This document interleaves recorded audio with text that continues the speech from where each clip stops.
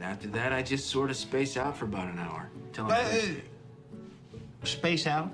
Yeah, I just stare at my desk. Hi, welcome to the Teachings of Meaning. And today is a special request to explain more about the Sabbath. And we need to clarify some misconceptions about the Sabbath. Neville Goddard stated that you were in the Sabbath. That's how you would know. And that's really happy expectation, hope. Okay, the Sabbath is the seventh day in the book of Genesis where God rests from doing all his creating and imagining with man and his son, divine imagination. So he took a break. Okay. He rested. This means, you rest. That, it was made hallowed, meaning it's something that it's a law. It's part of the nature of your being. It's the law of tithing. And you are to give a tenth of your time. Now, in the ancient times, it's always described as, give a tenth of the food, thoughts are food, and it got confused with giving in the objective world from the way it was read, because it tells you to give a tenth of your, wealth or whatever, your grain, whatever, to Levites. This is what it tells you to do. It doesn't tell you to give it to the poor, and it doesn't tell you to give it to all these other things. It's a rule of thumb, so that when Abram wanted to express his appreciation to someone, he gave a tenth of everything he had. Okay, it's something like that as far as in the objective world. You give a tenth to the teachers, the ones who are teaching others how to think. That's what it means in objective land, because anything else is really buying into, a trap. You're promoting hunger if you're giving your money to help stop hunger. I know what it sounds like. You imagine for them. You wish them prosperity. You wish them abundance. You wish them life. That everyone there finds a way, and that it, closes and never has to be used again. These are the things that you think about for those objective things. You're to raise them up. Okay? You raise them up. You give it a tenth objectively to the teachers, the Neville Goddards, the Dr. Murphys, anyone that resonates with you, you give your money to, whether that's buying a book, becoming a patron, a subscriber, a follower, one who reads their books, buys their books, and studies it. And so that is the objective, giving a tenth, what that means and where that comes from. But that's not what it means in the Bible. It means the Sabbath. There was a week, 7 days. He gave 1 day to resting, and he gave it to man. Okay? Man needs it. Okay? It's God doesn't really need it, but man needs it. So for a tenth of your time in the week, a tenth of your waking time in the week. And so that it comes out to about, 2.5 hours a day. And people are like, but they look at what that said there objectively and think they have to spend a whole day on Sunday doing nothing, or Friday night to Saturday night, or whatever they picked. Okay, here's the whole day, we're not going to do anything. No, that's not what it means. It means give a tenth of your waking moments, okay, so that, by the end of the week, it's a tenth of your waking moments in the week. So that, a lot of people do little power naps. That's what they call them. Okay, objectively, they see life and they think they're taking a little power nap, and they feel rejuvenated and refreshed. This is part of that. You stop spinning the wheels and just go lay in silence with your Father. You just look at that. Just go be silent. Just shut the monkey mind up. You may just go lay down. You're not to think about your worries or anything like that. That's what that means by no work. Okay, because real work is imagination. So you don't do any of that. Okay, no storytelling. No spinning any webs. Cut it out. Go to silence. And this may be just getting out in the garden, weeding for 30 minutes here and doing the dishes, when you go to silence and just rest. You're resting your mind. How you rest your mind is individually up to you. It is preferred that you just sit still and rest. That's what the Bible tells you. But the key to going to God is you have to go to silence. Okay? And the Sabbath was to teach you to go to silence. Go to silence. How to go to silence. Keep doing it. It can be a little power nap in your chair. And you're not really napping. You're just resting. It's that kind of thing. You may have the boob tube on, but you just tune it out and you're just resting. You just go sit outside and look at the birds and the bees and the flowers and the trees for a half hour. You go take a little walk and find a place and sit down and just check it out. You go to the park and sit on the bench, tune everybody out. There's a million ways to do it. But it's preferred to get comfy. So power napping is really good. The other thing you should be doing is tithe before you do something. So let's say you're going to have an hour-long meeting. Well, a tenth of that time is 6 minutes. So spend 6 minutes, just being silent before you make it. I have no idea how long these videos take, so I will take an hour, before the video and just chill. Just chilling. That's it. I'm not sleeping. I'm just chilling. And basically just telling my mind, hush. Just a thought, move along. Nothing to see here. And it's just hushing that. Whatever makes you comfy. My husband likes to listen to World War II ship builds. And he likes that guy's voice, and he can immediately tune it out. Everybody has something.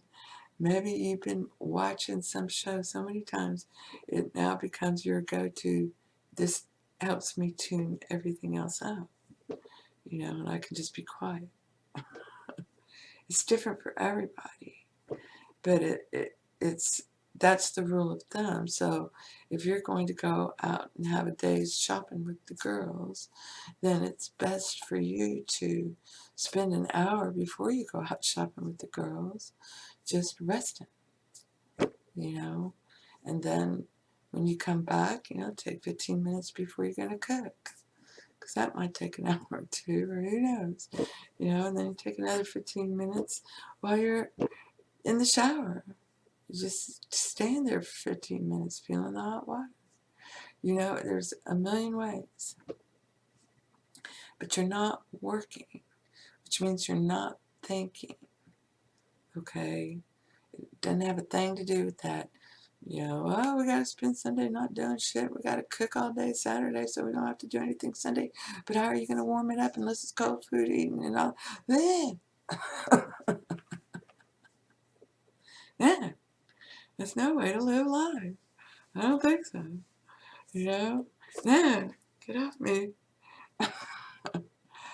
So tithing is about giving a tenth of your time to God.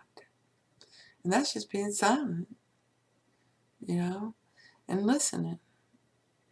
You're not asleep. You're not, engaging others. You're not engaging your mind. You're just resting your mind. And the Bible tells you this was made for man. God doesn't need to do it. Man needs to do it. Okay? And that's how he practices being like the Father. Just sit back, relax. Okay. You're safe and secure in the bosom of the Lord. Just relax. It's getting you into that habit, and if you fail to do it, it really wonks your world after a while, because you're never resting. And that manifests itself in the physical world as sleep, and if you don't sleep, then your world goes wonky. Your mind goes mad. That's what happens. Your mind goes mad. Okay? That's what happens if you are not allowed to sleep. So it's important to sleep in the physical world, because that's when you're released from your body and you go do other things. You're busy all this time. You're a divine being. So for man, when he's in the story, in this place, it's important to take time. If you're going to spend, 6 hours of your day, in meetings and stuff, spend a half hour, 45 minutes, just enjoying your cup of tea, sitting outside. Enjoying life. This is very, very important, and not to wonk anybody here, but this is what the old Strasbourg was to Hitler. He would go up in those mountains. He had this beautiful place built, and sit out on that patio and look at the mountains, and he would just sit there. And that's where he would get his ideas. Okay? And as he went down into division and became, sicker and sicker and sicker, he was, all over Goebbels, find me the Holy Grail. He was the Dark King Arthur. The dark side of King Arthur. He's doing it, but he's doing it for the objective side. And that's, it bites your ass. What you think of others comes back against you. And you may think at the time it's never going to happen, but it will. Oh, it will. Because humanity is bigger than an individual. Okay? That's just how it is. So it's important to give a tenth of your time. And this is the Sabbath, and this is that confusion between tithing and Sabbath. And then Neville Goddard threw another monkey in the wrench by calling hope Sabbath. Now, to him, I don't really understand how he got that. I never have. But, yeah, I mean, he did. He explained it, but I was like, huh? That makes no sense. And I had to go digging because I love Neville. I knew he was a great teacher. But I understood that, that's not what that is. That's hope. You're describing happy expectation, Neville. If a woman is pregnant and she knows she's having a baby, she doesn't know what it is yet or anything else, she knows she's pregnant, she's happy she's pregnant, she's expecting. Happy expectation, hope. Okay?